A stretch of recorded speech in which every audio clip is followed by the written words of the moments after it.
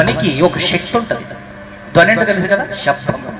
మన శబ్దానికి ఒక శక్తి ఉంటుంది తెలుసా. ఒక వస్తువు దగ్గర, ఎందుకంటే ఒక గ్లాస్ దగ్గర వైన్ తాగుతారు కదా, అలాంటి గ్లాస్ ఏదైనా పలచటి గ్లాస్ ఉంటుంది కదా, చాలా పలచటి glass.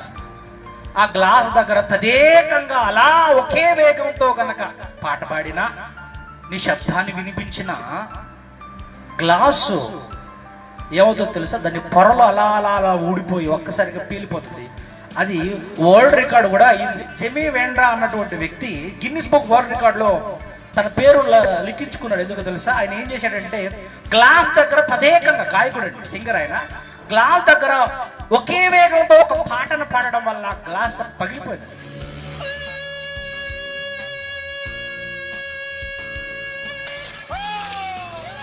Mythbusters exclusive.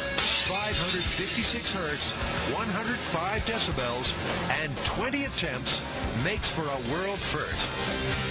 History's been made, and it's been captured on high speed. శబ్దాల వల్ల వస్తువులు కూడా ఏమవుతాయన్నమాట. ధ్వని తరంగాల శక్తిని బట్టి తదేకంగా సుమారు లక్షల జనాభా ఆ గోడల చుట్టూ ప్రదక్షిణంగా చేస్తూ వాళ్ళ కేకులు, రణధ్వనులు, వారి యొక్క జయకేతనాలు, వాళ్ళ అరుపులకి గోడల్లో చీలికలు వచ్చేసి